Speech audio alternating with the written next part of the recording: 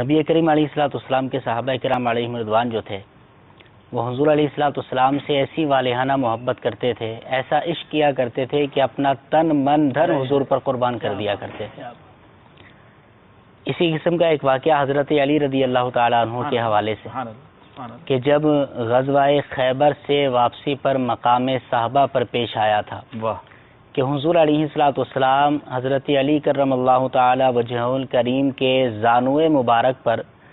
اپنا سر انور رکھ کر آرام فرما رہے تھے۔ اتنے میں یہ ہوا کہ عصر کی نماز کا وقت ہو گیا، یہاں تک کہ سورج غروب ہو گیا،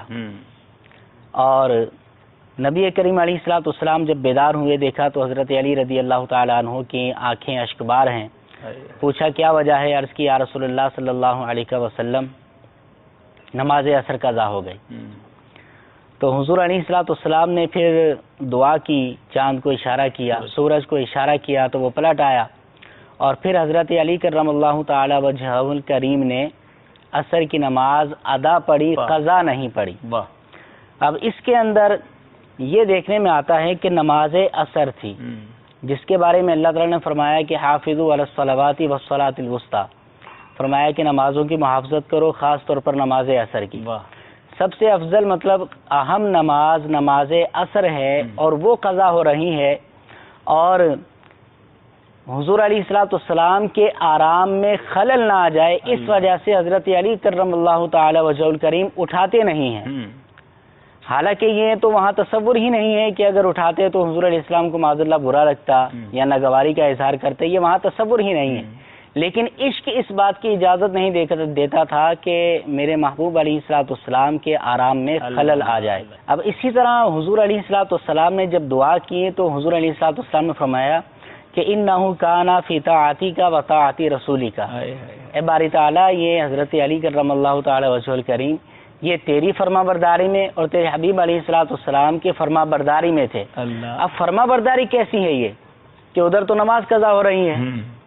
نماز قضا کرنا تو گناہ ہے، دیکھا جائے تو ایک نظریے کے مطابق یہ گناہ ہو رہا ہے، نماز قضا ہو رہی ہے، لیکن حضور علیہ الصلوۃ والسلام فرماتے ہیں کہ یہ تو تیری فرما برداری میں تھا، یہ تیرے حبیب علیہ الصلوۃ والسلام کی فرما برداری میں تھا۔ اس سے بھی یہ پتہ چلتا ہے کہ حضور علیہ الصلوۃ والسلام کی محبت کے اندر نماز کو قضا کر دینا اس وقت جو حضرت علی نے کی یہ گناہ نہیں تھا۔ پھر دوسری بات یہ ہے کہ حضور علیہ الصلوۃ والسلام نے جب اشارہ کیا اور سورج جو ہے وہ واپس پلٹ آیا، اس کے بارے میں ایک مسلم شریف کی بڑی پیاری حدیث مبارک ہے۔ صحیح مسلم کے اندر ہے کہ جب سورج غروب ہوتا ہے تو سورج غروب ہونے کے بعد جو ہے وہ عرش الہی پر جا کر اللہ کی بارگاہ میں سجدہ ریز ہو جاتا ہے، یعنی وہ اپنی عبادت میں مشغول ہو جاتا ہے۔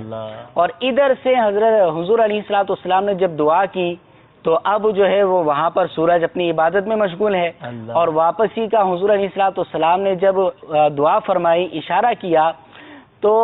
اللہ رب العزت نے سورج کو حکم دیا کہ یہاں اس عبادت کو چھوڑ دو اور حضور علیہ الصلوۃ والسلام کی فرما برداری کرتے ہوئے واپس چلے جاؤ۔ اس کے اندر یہ چیز بھی آتی ہے کہ اللہ تعالیٰ کی حضور علیہ الصلوۃ والسلام سے محبت دیکھیے کہ حالانکہ وہ سجدے کے اندر موجود ہے سورج، اور